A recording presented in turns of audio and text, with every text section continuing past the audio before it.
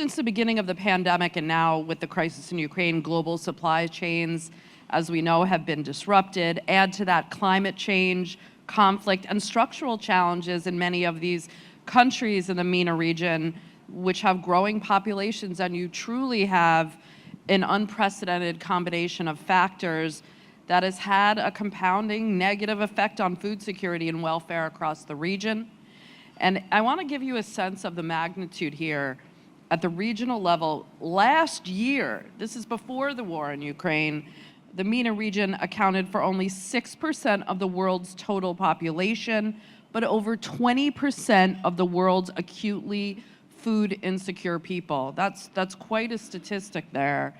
And King Abdullah of Jordan just said this week at the UN, for countries to thrive, affordable food must be given to every family's table. And I don't think anybody could just say it more plainly than that. So how do we speed the movement of food to countries in need and stop this acute hunger while working collectively to build a food system that ensures fair access to affordable food for all?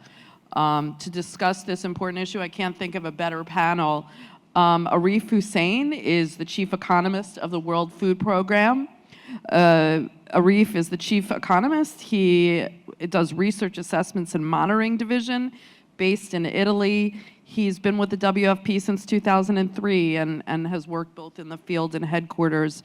Her Excellency, Ms. Rania Mashat, is the Minister of Cooperation of Egypt, International Cooperation of Egypt, since December 2019, and previously served as the country's first female Minister of Tourism.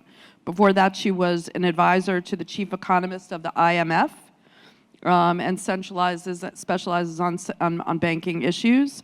Farid Balaj is the Vice President for Middle East and North Africa of the World Bank. He's been in this position since 2018, and before that, served 15 months as the Chief of Staff to the President of the World Bank, and certainly has worked in the region for many years, working on food programs in Lebanon, Syria, Iraq, Jordan, and Iran. Global food insecurity is on the rise, as we know, due to the war in Ukraine, but this is nothing new. This region has really been in an acute situation for some time. No stranger to conflict, no stranger to some of these climate conditions.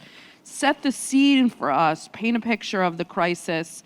Syria and Yemen were clearly already suffering because of conflict, but it's looking bleak throughout the region. Thank you. Thank you for having me.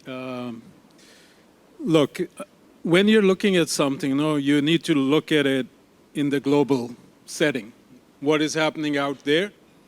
And then how does the MENA region fit into this? And the problem right now is that, like my executive director, David Beasley, says, the world is on fire. Meaning, right now we have about 345 million people in the world who are in what we call hunger crisis or worse situation. 345 million people in the world in acute hunger crisis. Exactly, and that's not the bad part. The worst part out of that is that there are 50 million people, not in 1, 2, or 10 countries, but in 45 countries who are in hunger emergencies, meaning one step away from famine. So you're saying that 45 countries, and obviously not everybody in every country, but 45 countries are in serious food crisis. So you see the magnitude, how widespread it is? Right.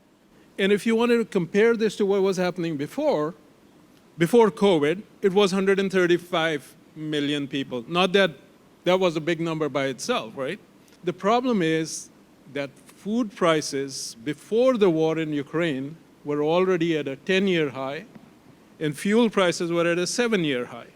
So now that they are coming down to that level, it doesn't help. Worse yet, dollar has strengthened. And those who know, these commodities are traded in dollars.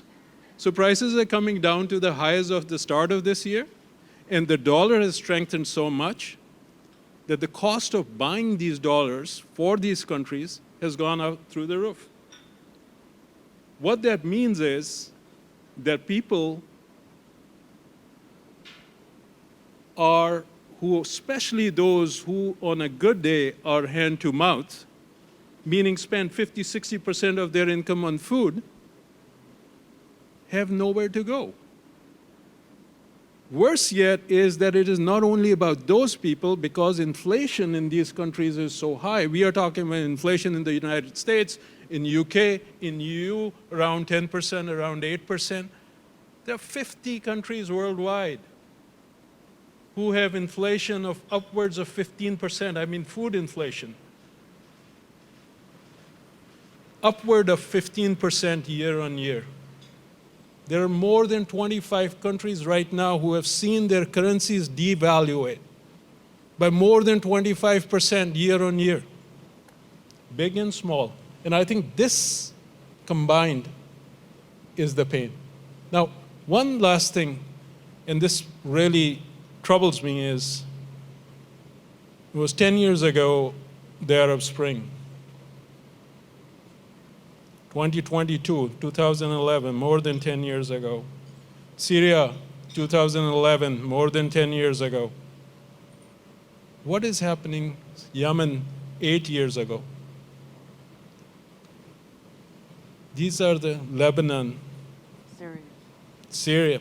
I mean, this is where we are, and people have been crushed day after day after day. So when you are in this situation, you start doing things which you shouldn't sometimes. Right. And Rania, just to kind of, we're going to quickly turn to what we can do and make this more of a solutions-based conversation. But, as Arif said, the region is no stranger to conflict, troubles. And then you have, a challenge of a population growth rate, the highest in the world, growth of urban areas, agriculture productivity rates. Egypt is pretty high, comparatively, but they're not keeping up with the population increase. So, it was already a vulnerable region to begin with, and you have structural challenges in all of these countries that make it even more difficult. We have a lot of programs with the World Food Program. We have a lot of programs with the World Bank, with the African Development Bank, with FAO, with IFAD. And I'm just going to focus on the food programs or the agriculture programs or the programs with small farmers in different areas of Egypt. All of these have had very important benefits to the country, to the people, and they are projects which could be scalable in other countries. I will conclude by the spirit of COP, because COP27 is going to be held in Sharm el-Sheikh this November. And one of the key themes of COP is adaptation. Adaptation projects, which include food and water, are extremely important. And this is one of the messages that we will be pushing for. And the other is from pledges to implementation. There's been so many pledges for climate action.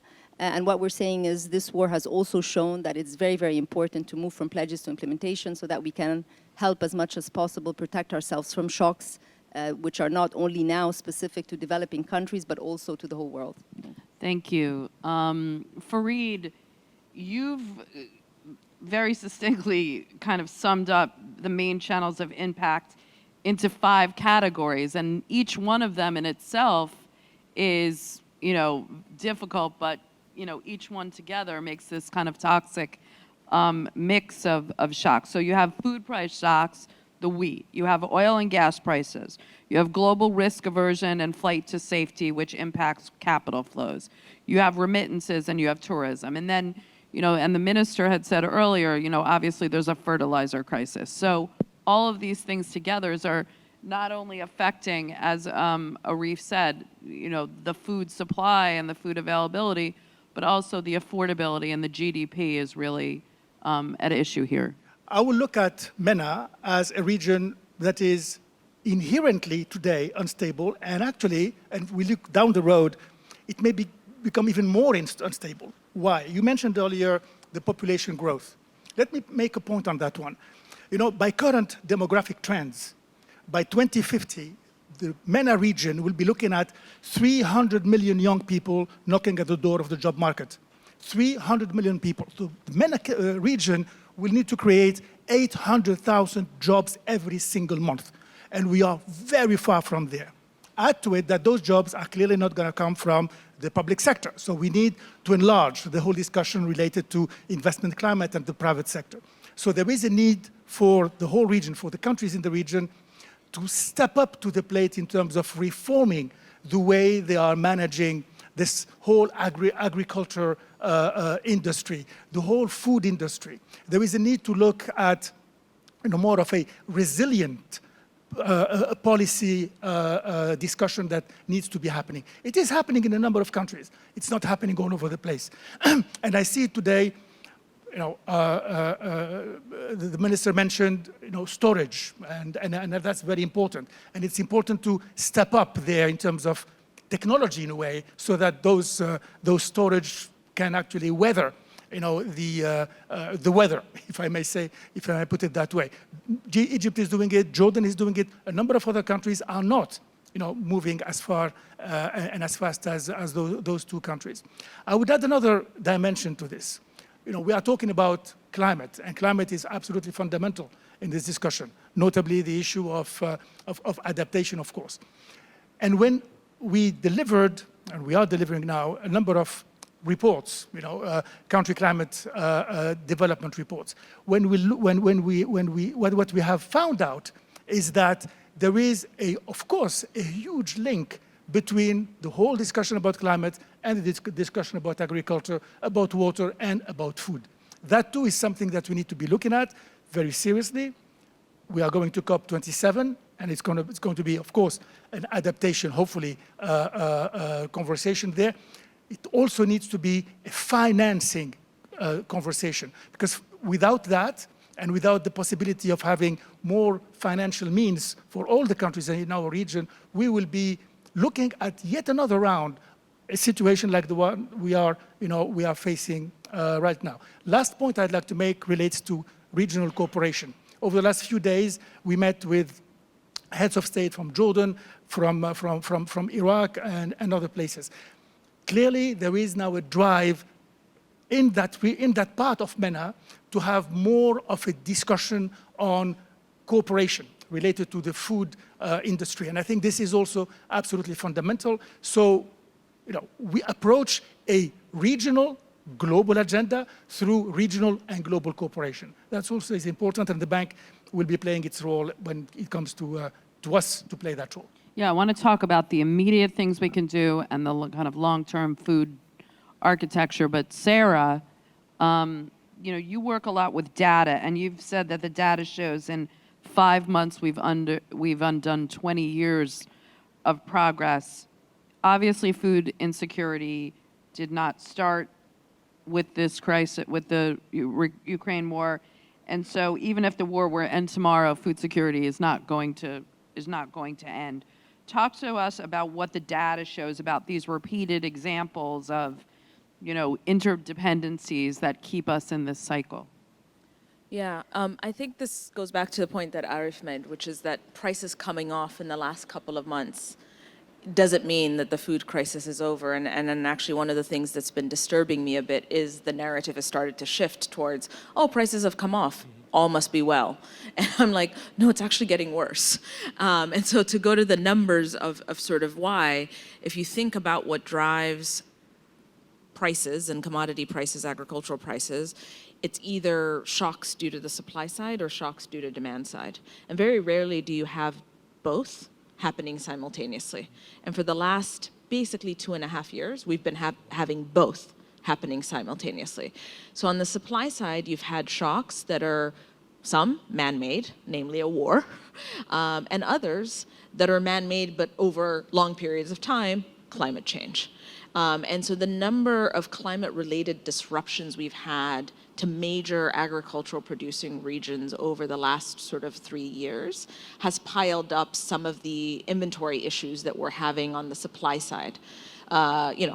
We're now going into a third year of La Niña with Brazil and Argentina, yet another drought ahead of us. These are sort of major producing regions that are facing serious issues. Over 25% of cropland in the world today is under some type of drought condition. That is much higher than it's ever been in the last at least 20 plus years for the whole world. And then you have floods, right? So it's the extremes of both sides that we're sort of facing on the supply side. And then on the demand side, the first set of shocks we had were all COVID related. It was, sort of, and that's where people thought, oh, this is temporary. But what happened was that we also started seeing structural changes in demand occurring that we didn't quite catch or markets didn't fully understand. And that big structural demand change came from China, who shifted to becoming a major net importer of most grains. It was traditionally only really an importer of soybeans, not of corn, of rice, of wheat, etc. And that structural shift happened. China is the world's largest producer and consumer of these agricultural products, and for the last 3 years, despite lockdowns, has increased its imports. Right. And so basically you have sort of a pull from a demand side, and how it relates to the MENA region is it's now competing for imports against the world's largest population. And that is not an insignificant change that's happened, that is quite structural in nature, that is not going to go away whether, the war stops today or tomorrow. Thank you very much.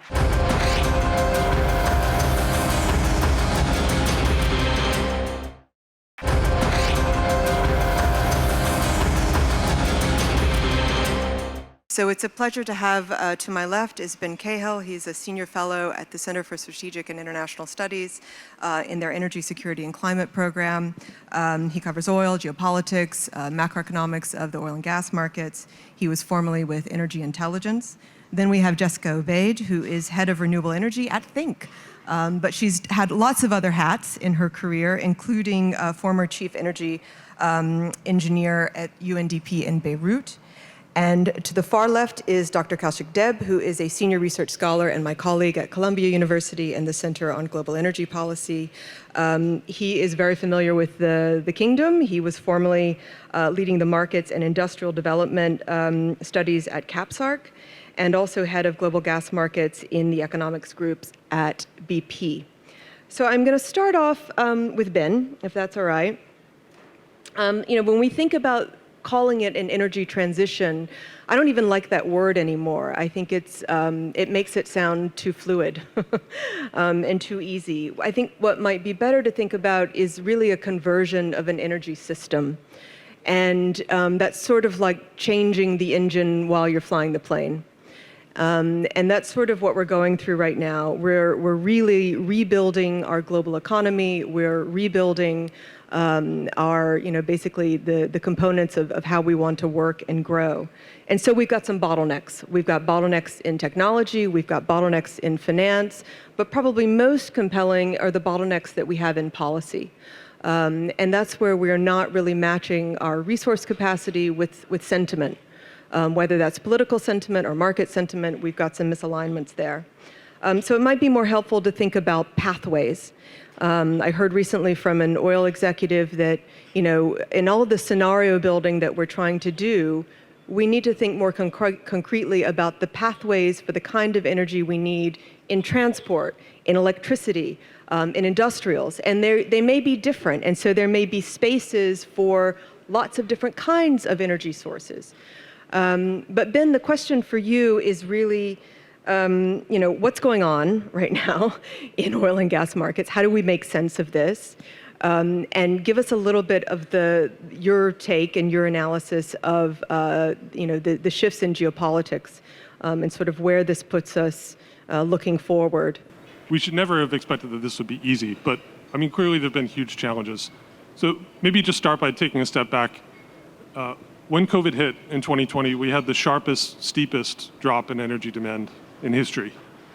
Oil prices dropped below $20 a barrel for Brent. In the United States, we had that infamous moment in April of 2020 where oil prices went negative. Fast forward to late 2021, it was clear that we had a gas and electricity crisis in Europe that was brewing, and that is now spreading to the rest of the world. And when Russia invaded Ukraine, prices nearly topped $140 a barrel. That is a huge amount of volatility in just the space of 2 years, a little over 2 years.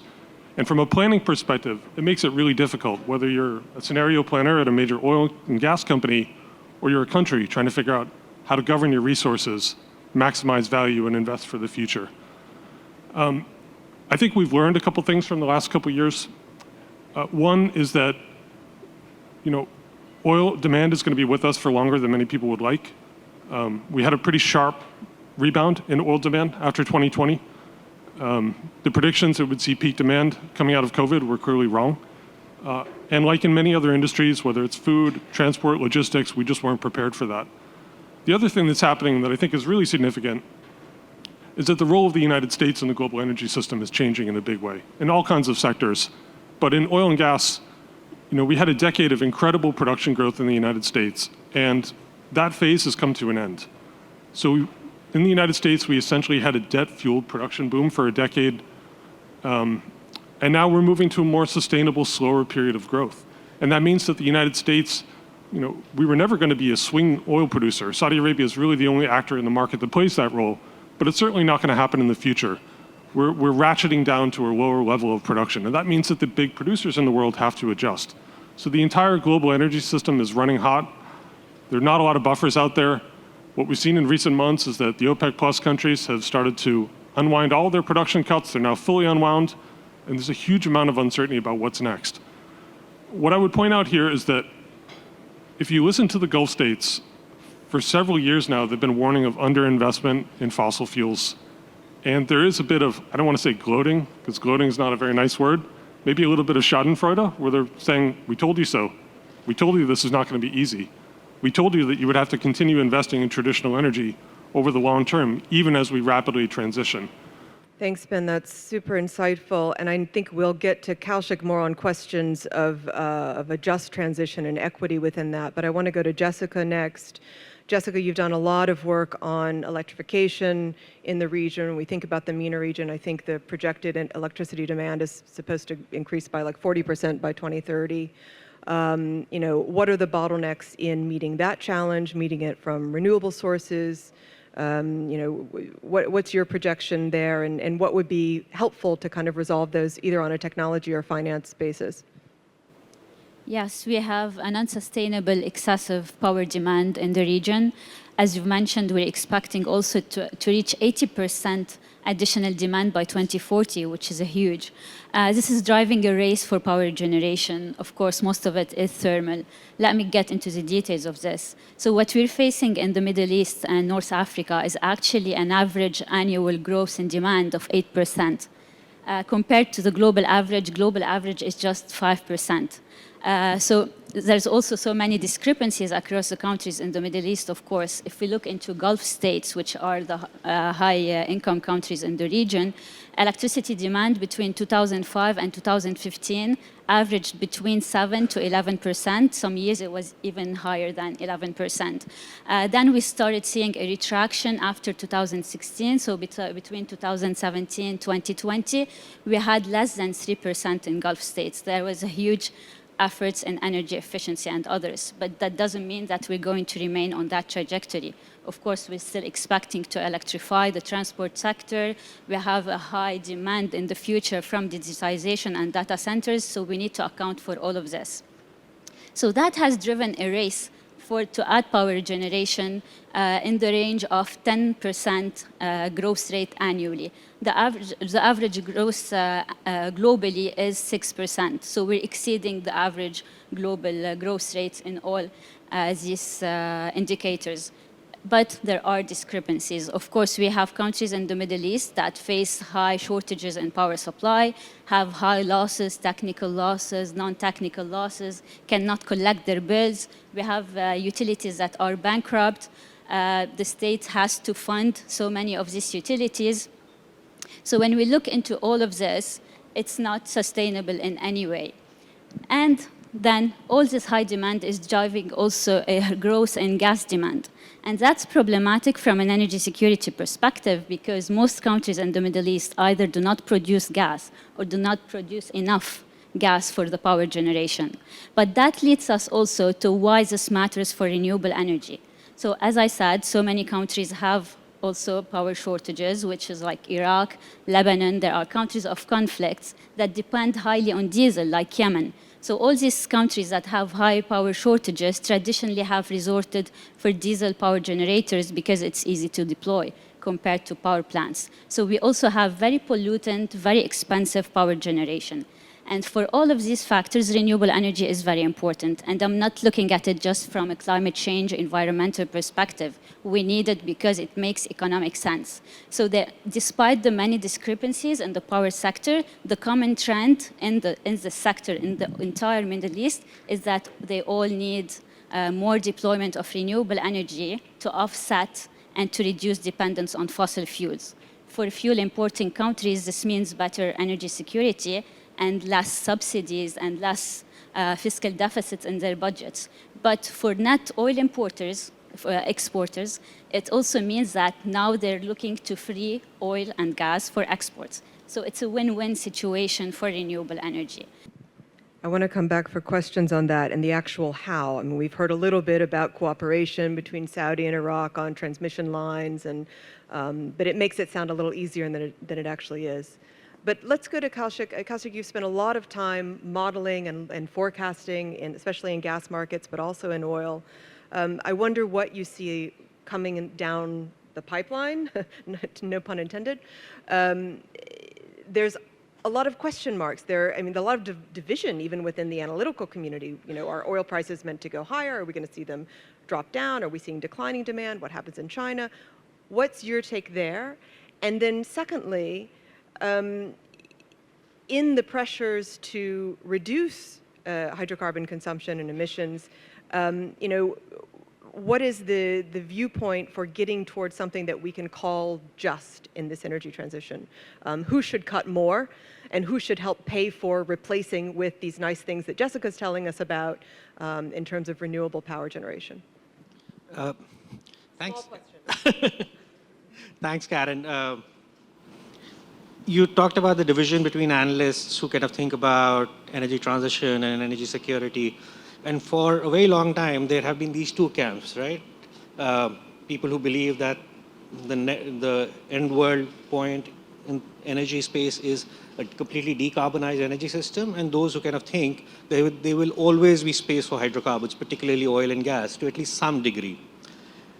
I think that division is increasingly becoming less now. I mean, what this crisis has kind of forced us to think is that we need a bit of the both.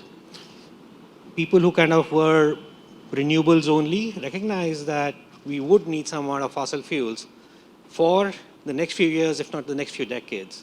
And people who kind of was completely focused on more fossil fuels or fossil fuels for a much longer period of time have recognized that until we have a larger share of decarbonized energy in the system, we will be in a situation where there would be always greater volatility and conflicts between these two camps. And something that kind of dropped into my mailbox this morning, and I think is truly insightful in this conversation. Think 200 years back, what was the main form of energy? The overwhelming dominant form of energy was wood, biomass. It's down to about 1% of the energy mix today. So fairly dramatic decline. But we consume more wood and biomass today than we did 200 years back. So just because a form of energy loses its dominance in the energy mix does not mean it goes away. And it's a lesson to kind of keep in mind, especially because if you do not invest a certain amount on a continuous basis, you will have declining production out of all our hydrocarbon reservoirs. So to that extent, it's kind of useful to think of this not as a conflict between energy transition and energy security, but somehow an uneasy marriage, if it were, between the two. The two observations that kind of I have come to in all of this, especially with the conflict in Europe, is that the West has delayed its energy transition for far too long, particularly in Europe. I mean, this excessive dependence on hydrocarbons, particularly from Russia, has kind of come to roost. And this dependence came for very good reasons. Hydrocarbons coming from Russia were cheap. But this was also like the West getting addicted to crack cocaine and finding it difficult to kind of wean off cheap Russian hydrocarbons. If Europe had moved much faster on its energy transition, maybe even 10 years back, the worldview would have been considerably different. And large parts of Asia now kind of think that taking all of these gas molecules away from Asia to feed Europe's energy needs today and moving countries like China and India or Indonesia to use more coal is absolutely the wrong moral thing to do. Thank you. What a fantastic panel, really informational. I appreciate you taking the time, and I appreciate you all being here.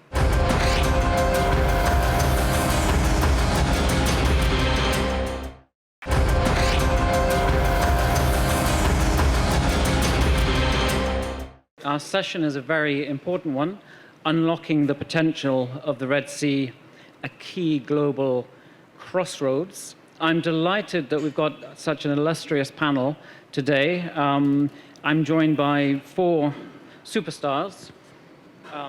At the far end, we have Ambassador Jeffrey Feltman, who was US Special Envoy for the Horn of Africa between April 2021 and January 2022.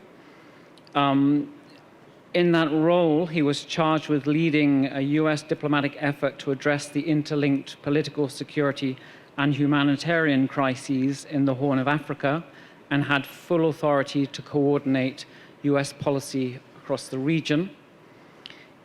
Next to Jeff is Inga Lacour Anderson, who is Under-Secretary General of the United Nations and Executive Director of the United Nations Environment Programme, headquartered in Nairobi. Between 2015 and 2019, Inga was the Director General of the International Union for Conservation of Nature. Then next to Inga, we have Dr. Ibrahim Al-Muajjal, who is CEO of Saudi Industrial Development Fund. He sits on multiple boards, including Samba Financial Group, Raida Investment Company, Awqaf Investment Company, and the Arab Mining Company. And then next to me, we have Dr. Manar Al-Manif, who is Chief Investment Officer of NEOM. Previously, she was the President and CEO of GE Renewable Energy's onshore wind business in the Middle East, North Africa, and Turkey. Before that, Dr. Al-Manif was the Chief Growth Officer for GE in MENAT. So as you can see, we've got a very distinguished and very well-qualified panel with us this afternoon. Our session is about unlocking the potential. Now, earlier today, I was struck by, I guess, the doom and gloom of some of the scenarios that we're all facing. And yesterday, I attended a talk by someone self-named Dr. Doom. So I'd really like to sort of round out this final session of our event today with a little bit of optimism, seeking out those opportunities. I'm sure Jeff will sort of ground us in geopolitics, but if we can somehow get maybe a little balance and some opportunities and a little bit of lift, that would be great. I think our session will also be hopefully more forward-looking. I think we heard this morning a lot of conversation about, I guess, sort of crisis management, reacting to crises and events. Perhaps if we can try and sort of lift the lens a little bit and sort of think further out, that may help us sort of consider some of the challenges along the way and some of the actions we may take. A former chair just now sort of mentioned looking for solutions, so perhaps we could dwell upon that a little bit. We want to touch upon environment, geopolitics, investment, and development. And I should add that Think this morning published live on its website a report on the Red Sea that we've sort of collectively put together, and it touches on a lot of these issues, so I would definitely encourage you to take a look at that afterwards and see how it lines up with the commentary from our panel. Anyway, I'm going to stop talking now and ask my first question to you, Manar, focusing on the opportunities. What are those opportunities in the Red Sea states that lay ahead as major infrastructure projects and ports are developed? Thank you so much, and good afternoon, everyone. Thank you so much for having me here, and I'd like to take this opportunity to wish all the Saudis and the Kingdom of Saudi Arabia, happy National Day. كل عام وانتم بخير. So the Red Sea is, since ancient time, the importance of the Red Sea geopolitically as well as economically has been known for many, many years. It used to be a connection between East and West from the Roman Empire all the way to the Indian Ocean to India and China. And the importance of the Red Sea is even more significant now, as we have 13% of the world trade passes through the Red Sea on a daily basis. What does that translate into? It's around 19,000 ships annually. Every day there is 50 ships that carries between $3 to $5 billion worth of good. So the importance and significance of the Red Sea is not just small, but it is actually huge. And specifically in today's world, with what's going on geopolitically around the globe, the impact of the Red Sea today is even more and more important than ever taking place. And recently, there has been a lot of development around the Red Sea, but today specifically, there is even more development taking place by many of the different countries around the Red Sea. As you know, we have 6 different countries around the Red Sea. Saudi Arabia happens to be one of the largest that actually is on the Red Sea. And the number of projects that Saudi Arabia is embarking on the Red Sea is just significant. Just to name few, as an example, today we have a number of projects. Each one is very diversified and very different. They're not comparable. They're complementing each other, and they all contribute significantly to the Vision 2030, which state that we need to diversify the economy and create new industries. You have, as an example, the Red Sea project, which is the next generation of tourism livability standards that is second to none globally. Another projects, you have King Abdullah Economic City, which is creating a new services of communities, how people live in community, with a port that supports them with a small industrial zone. Then you have the new crown jewel of Saudi Arabia, I would say, which is NEOM, which is the city of the future that will introduce a new method of sustainability, livability, as well as industries in developing and going forward. So the importance of the Red Sea is not small, it is huge, and specifically in today's world, and there is a significant amount of development happening. Equally, I know in the Egyptian side, there is a lot of developments that's taken place there, specifically focusing on developing a port as well as a lot of tourism and opportunities. The Jordanian on the Gulf of Aqaba are doing the same. So we're seeing more trends on actually doing further development around the Red Sea. We've heard a lot about, Russia, Ukraine today, of course, and we've heard a lot about, supply chain disruption. How has that global supply chain disruption affected the Red Sea coast of Saudi Arabia and the sea more broadly? So I'll build on what Dr. Manar mentioned. First, happy National Day to all, especially the students who are visiting here. You should be in class, but we'll let it pass. Second, as Dr. Manar mentioned, a lot of global trade goes through the Red Sea, and this importance will only increase. And it will because of 2 global trends. First, a shift in demand centers. We've seen demand centers continue to shift to Asia because of the increase in the growth of GDP there. And we expect the same to happen in Africa because of the population growth. So, as the World Bank mentioned, by 2100, majority of the population growth that will happen will be in Africa. So that shift in demand center will impact supply chains in the long term. In the short term, because of COVID, we've seen companies shift their focus from efficiency to resilience.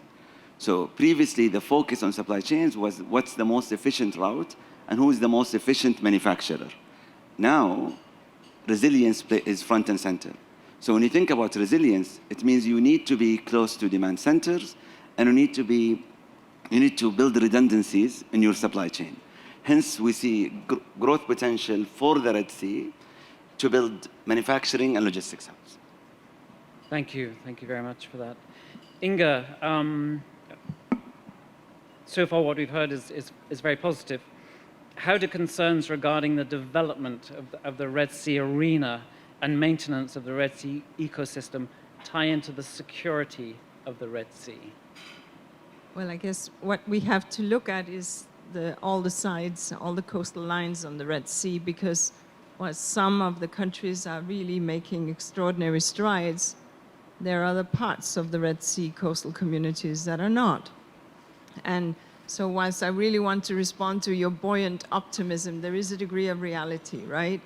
I happen to, as you said, be based in Nairobi, Kenya, where the headquarters of my organization is placed. And we are, together with Eritrea, Ethiopia, Sudan, and Kenya and other countries, living in the 4th year of a drought. So, and of course, we can look at Yemen, where clearly we have also seen extreme water scarcity, and over the last 15 years or so, ever increasing more hilltop villages having to be abandoned as water became impossible.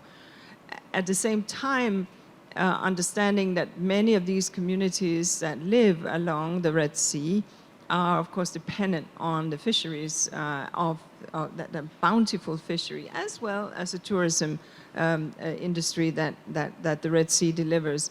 And when we know that the Red Sea is increasing in acidification, i.e. becoming ever more acid, that has an impact on the sea stock, on the fish stocks, but also, unfortunately, on the coral reefs. While we know that it looks like preliminary research that the Red Sea coral reefs have a degree of resilience at 1.5 degrees, at 2 degrees, we'll probably lose them. And so that being the likely outcome, if we were at 2 degrees, making sure that we step up on climate change becomes absolutely critical.